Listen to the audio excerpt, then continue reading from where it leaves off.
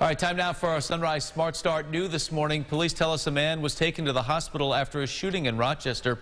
Officers responded to the area of Genesee Street and Sawyer Street around 1 o'clock this morning for the report of shots fired. Around that same time, they say a 20-year-old man was dropped off at the hospital with at least one gunshot wound. Police believe he was shot on Sawyer Street shortly before they arrived. His injuries are considered non-life-threatening. No suspects are in custody. Also new this morning, a separate incident where Rochester police say multiple buildings were struck by gunfire. It happened on Lyle Avenue and Cameron Street around 1:30 a.m. No injuries were reported there. The area was closed off for several hours but is now reopened. If you have any information, you're being asked to call 911. City officials say we can expect an announcement in the next couple of days about Parcel 5. They say that area of land on East Main Street will be transformed into a temporary community entertainment space. Erica DeCoste is live there now with a deeper look ahead of the official reopening. Erica, good morning.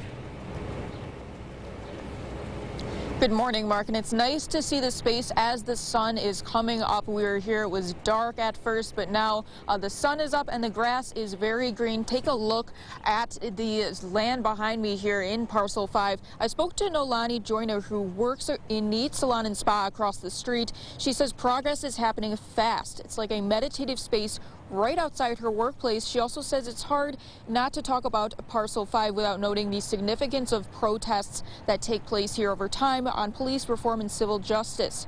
We're told people want to call this Prude Square to symbolize many protests that have taken place here over the death of Daniel Prude.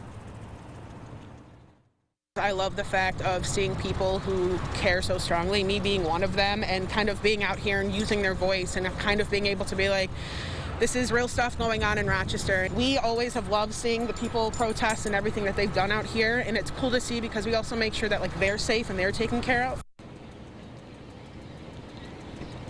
The city of Rochester is partnering with Rochester Development Corporation and the Convention Center to make all of this possible.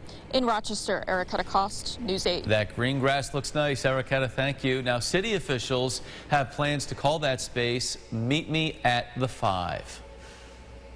All right, time now is 6:48. A little bit of a chill in the air out there, James. Is it gonna warm up? Sure. Jacket worthy for sure. Temperatures do get in the 50s this afternoon. Should be really a pretty easy drive for you as we have dry roads out there. But sunglasses worthy, especially if you're driving east towards Sunrise. Sun came up about 45 minutes ago. There it is, your drive forecast. We do climb into the 50s this afternoon. But hey, maybe you could take a half day and get a quick round of golf in. Why not? It should be a great day for that. We've got a pretty dry course as well. I think the green's going to be moving a little bit fast this afternoon as we remain dry. We'll take a look at the bus stop forecast at the end of the show. Mark, Leah. All right, James, thank you. Let's get a look at our sunrise traffic. Not a whole lot to talk about at this hour. Main expressways all moving along nicely. You see 490 coming into downtown in this view here. 390 and 590 flowing well at this hour as well. So if you're headed out the door, it should be a smooth ride in.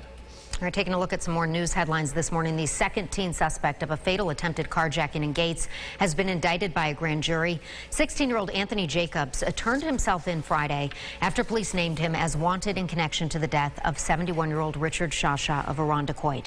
Jacobs was charged with second-degree murder. The grand jury has voted to indict him on at least one felony count.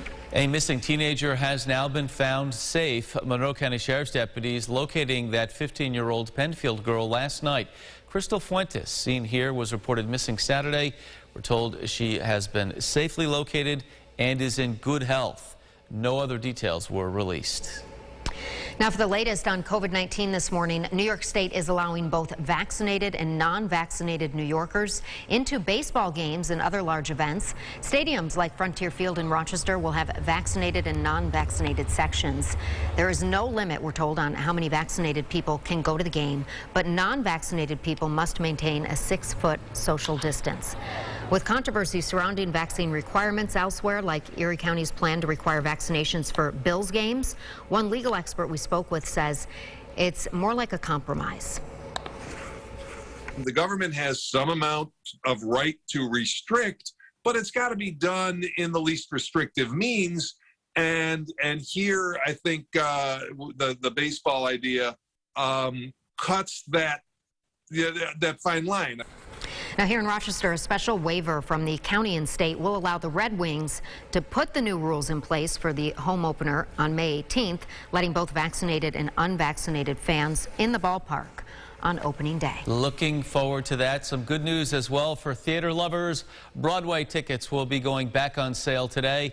The governor announcing that after a year of being shut down, Broadway shows in New York City will be allowed to reopen at 100% capacity beginning September 14th. That decision does not apply locally to the Rochester Broadway Theater League and similar venues across the state. Well, Education Secretary Miguel Cardona is pushing to get kids back into the classroom for in-person learning. The federal government and members of Congress want to see this happen around the country as soon as possible, and they want to see changes made to the education system. Basil John reports.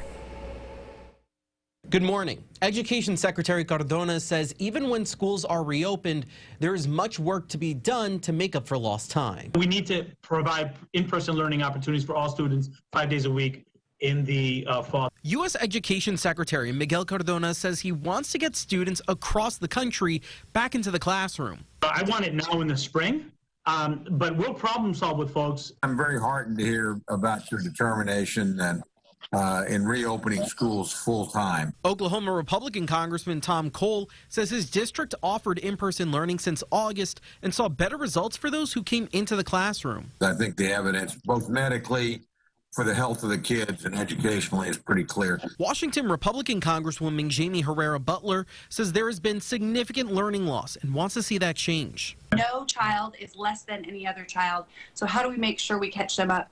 We need to do everything to get our students in. Every day that they're not in the classroom is a day wasted. And with the possibility for the FDA to approve use of the Pfizer vaccine for ages 12 to 15 years old, the White House says it is prepared. We have the ability to move very, very quickly on a number of fronts. Cardona is asking Congress for around $103 billion in next year's budget to double funding for schools in need, expand access to pre-K, and increase mental health resources. Reporting in Washington, I'm Basil John. All right, Basil, thank you for that. Local school districts have not stated whether they will require the COVID vaccine for staff to return in the fall. Well, a jury in Rome, Italy, convicting 2 Americans in a 2019 slaying of a police officer there. 21-year-old Finnegan Elder and 20-year-old Gabriel Natalie Yorth have been indicted on homicide charges after officials say they stabbed that Italian police officer 11 times. The officers responded to a drug deal on the night of that murder. The 2 Americans are facing the possibility of life in an Italian prison. Squeezing my neck. Facebook's independent oversight board upholding the decision to suspend former President Trump's access to Facebook and Instagram. Trump's access was revoked following the January 6th attack on the U.S. Capitol. The board agreed the former president violated Facebook rules prohibiting praise or support of people engaged in violence, and they say created an environment at risk by continuing claims of election fraud. The board suggesting Facebook should review the matter within 6 months. Time now for the GRE Morning Business Report. Boeing facing another safety-related hurdle. According to Reuters, U.S. air safety officials are asking the plane maker to give more documentation and analysis demonstrating that its 737 MAX subsystems would not be affected by electrical issues that were flagged last month. The problem caused a fourth of its 737 MAX fleet to be grounded once again.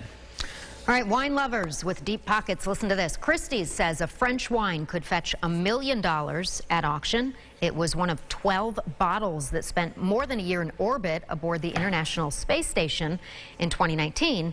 Now, wine experts say the wine returned slightly altered. The sale also includes a corkscrew crafted from a meteorite. How But, about that? just $1 million.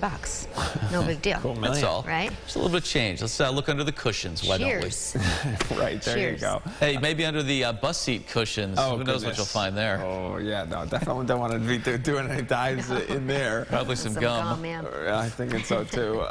It's a hoodie and jeans type of day as temperatures start off in the 40s, finish in the 50s by this afternoon. And sunglasses worthy for sure. Pack the Ray-Bans with you as we kick off this Thursday. Tomorrow, of course, Friday. Let's take a look at the 8-day forecast. We do have rain showers for you tomorrow, and we remain cool. We've got 30s for both Saturday morning and Sunday morning, but the good news is the afternoons are dry, and we'll, of course, be tracking the rain showers tomorrow morning on News 8 at sunrise, where they end up, where they go, and when we can squeak in that outdoor time as well. Yeah, a lot of eyes on this forecast because it's a big weekend. Especially Sunday for moms. Yeah, for sure.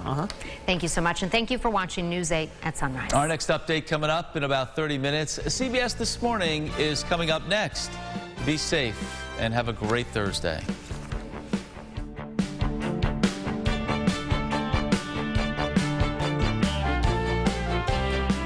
Follow News 8 wherever you are on RochesterFirst.com, Facebook, Twitter, and on our app for news and weather.